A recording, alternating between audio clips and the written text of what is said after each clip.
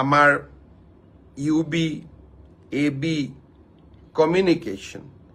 এই তিনিটা ক্ষেত্ৰত অসম আৰক্ষীয়ে সাব ইন্সপেক্টৰ পোষ্টৰ পৰীক্ষা পাতিছিল ইয়াত পদ আছিল 203টা ইয়াৰে ইতিমধ্যে লিখিত পৰীক্ষা হৈ গ'ল আৰু এই লিখিত পৰীক্ষাত যিসকলে উত্তীৰ্ণ হ'ল যিসকলে কাট অফ নম্বৰ পাবলৈ সক্ষম হ'ল তেওঁলোকৰ তালিকা 6 মাৰ্চ তাৰিখে লিখিত পৰীক্ষাৰ ৰিজাল্ট হোৱাৰ লগে লগে পিএছটি আৰু পিইটি আৰম্ভ হ'ব আৰু পিএছটি আৰু পিইটিৰ এডমিট কাৰ্ড আপোনালোকে 9 মাৰ্চত ডাউনলোড কৰিব পাৰিব আৰু পিএছটি আৰু পিইটি 17 মাৰ্চৰ পৰা আৰম্ভ হ'ব এয়া হ'ল অসম পুলিচৰ সাব ইন্সপেক্টৰ ইউবি এবি আৰু কমিউনিকেশ্যন ইয়াৰ বাবে যি পৰীক্ষা হৈছিল ইয়াৰ পিছত আমাৰ এটা ডাঙৰ পৰীক্ষা হৈছিল সেইটো হ'ল constable UB constable AB constable communication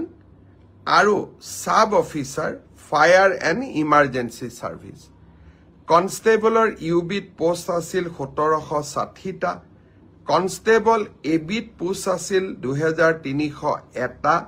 constable কমিউনিকেশ্যনত post আছিল 466টা আৰু সাব অফিচাৰ ফায়াৰ ছাৰ্ভিচত পোষ্ট আছিল মাত্ৰ এটা এই গোটেই পৰীক্ষাত ইতিমধ্যে পিএছটি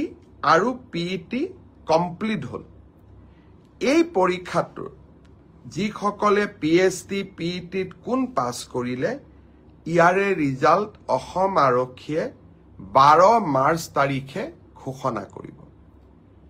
অৰ্থাৎ কনষ্টেবল ইউবি এবি পৰীক্ষাৰ প্ৰথম ৰিজাল্ট 12 মাৰ্চ তাৰিখে প্ৰকাশিত হ'ব ইয়াৰ পিছত আপোনালোকে নিজেও জানে যে এটা লিখিত পৰীক্ষাত আমি অৱতীৰ্ণ হ'ব লাগিব আৰু এই লিখিত পৰীক্ষাটিৰ বাবে যিসকলে কাট অফ মাৰ্ক পাবলৈ সক্ষম হ'ব তেওঁলোকে এডমিট কাৰ্ড 17 মাৰ্চৰ পৰা ডাউনলোড কৰিব পাৰিব আৰু ফাইনেলি এবি ইউবিৰ ৰিটেন টেষ্ট 23 মাৰ্চত অনুষ্ঠিত হ'ব ইয়াৰ পিছত অসম আৰক্ষীত ড্ৰাইভাৰৰ 667টা পোষ্টৰ বাবে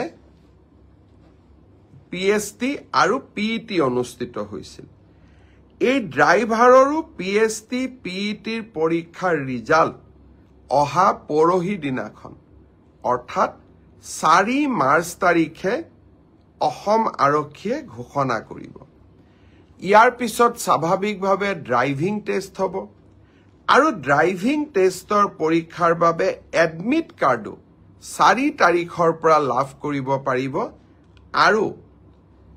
ৰিটেন টেষ্ট